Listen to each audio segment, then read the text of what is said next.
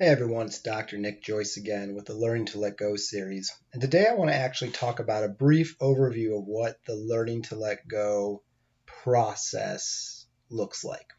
And essentially it's 3 steps. And so the first step is essentially mindfulness. And so what I do in the first step is at any moment I'm aware of what I'm thinking, feeling, behaviorally, what kind of urges that I'm having, and I'm non-judgmentally just allowing those to be there. So I'm having the thought that I'm going to bomb this interview tomorrow, and I'm feeling anxiety, and I'm having the urge to not even go to the interview. That's step 1. I'm just mindfully noting what's going on there. It's just giving me information. It's allowing me to look at these experiences instead of looking through them. I'm just kind of putting it out there in front of me. I've diffused from them. They're just laying there in front of me. This is what I'm thinking, feeling, behaviorally experiencing. That's step 1, mindfulness, non-judgmental experience. Step 2, now that I'm got this stuff outside of me, I'm looking at it, I make a decision.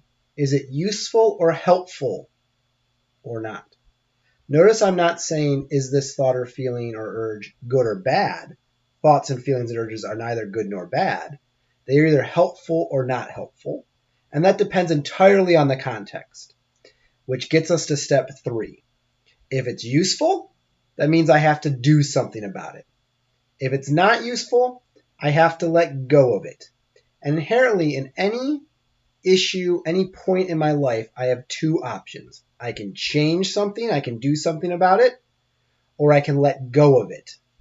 What happens with humans, though, is we're not good at doing one of these 2 things. We go this middle route where we just think and worry and ruminate and perseverate and analyze, neither changing or doing anything or letting go of the issue. We go this middle route. And so I have to pick one or the other, and that's going to completely depend on the circumstances. So an example I use with the students I work with is, let's say you're having the thought, it's Thursday night, you have a test tomorrow on Friday, and the thought goes through your head of, I'm going to fail this test. Most people would say that's not a useful thought. And it's not useful because you're out, you've studied, you learned the material, you did practice tests, you did the homework, you taught it to your friend, right? You did everything, you know the material, and now you're just trying to relax for a couple hours before the test, which any psychologist would tell you is a good thing to do, right? But here you are with that thought, and it's not allowing you to relax. So it's not a useful thought. And I'm going to have to learn how to let go of it and just be able to relax and enjoy my friends. But there's a different context in which that same thought of I'm going to fail this test could be very useful. And that's if you haven't actually studied at all. If you're out on Thursday night and you have not prepared for the test, and that thought goes through your head that I'm going to fail the test tomorrow, looking at that thought and going, oh, I might fail this test tomorrow because I haven't prepared, is very useful in that you can do something, you can change and say, hey friends, I'm going to leave because I have to go study.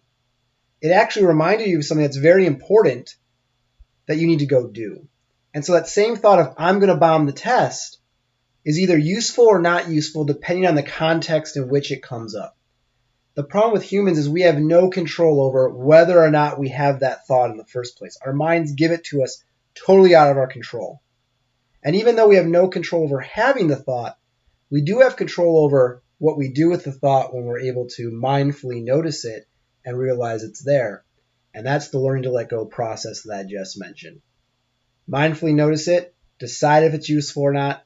If it's useful, do something about it. If it's not, let go of it. So think about that in your day-to-day life and the things that stress you out. If you still struggle with it, you might need some therapy to work with this on an individual basis. Check me out, www.drnickjoyce.com, and good luck.